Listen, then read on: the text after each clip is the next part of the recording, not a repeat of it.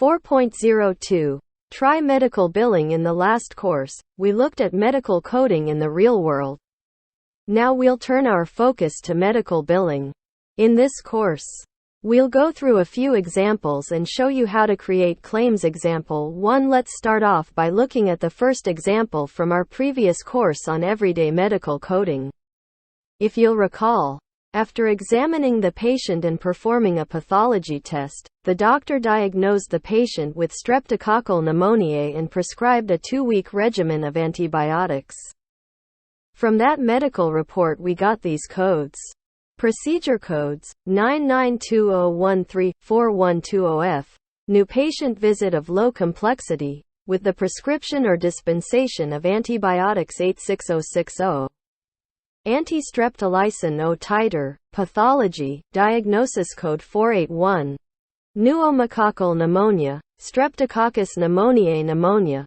The coder would also pass us all of the relevant information for the claim in the superbill, and we'd then enter that into a medical claim. We're going to be working with a simplified version of the CMS 1500 form for this course. The CMS 1500 form has 33 elements, or fields where the biller must enter in data about the patient, the patient's insurance, the provider, the procedures, and the cost of the procedures, among other things.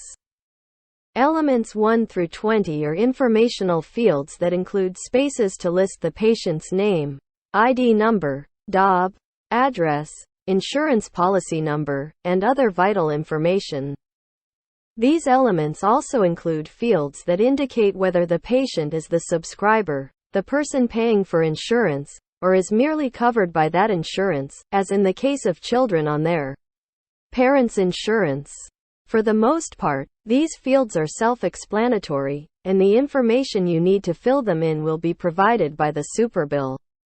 For the sake of brevity, we'll move right to the most important section of the claim. Once we get to element 21, we start getting into the meat of the claim.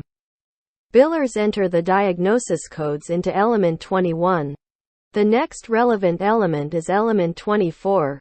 Element 24 is divided into 6 horizontal rows. In these rows, you enter the date of the procedure, the procedure code, and you re-enter in the procedures codes and re-enter the diagnosis codes from element 21, next to their relevant procedure code. Remember, diagnosis codes on claims are used to demonstrate medical necessity. Element 24 is where we put the what, the procedure, and the why, the diagnosis, of the medical service. Element 24 also includes a column where the biller can list the charges for each procedure. We're going to get to a visual representation of element 24 in just a moment, but first, let's look at the last few important elements.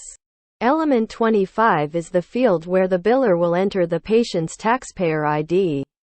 Element 26 is the patient's account number with the provider. We'll skip to element 28, which includes the total charge of the procedure. Element 29 includes the amount paid by the health insurance. This is the amount the biller is asking the payer to pay, not the amount the payer has already paid.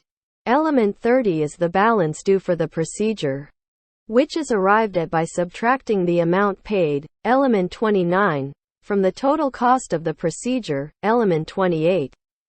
The balance is the amount that will be passed on to the patient. You'll see that we attach the diagnosis codes to both of the procedures we enter.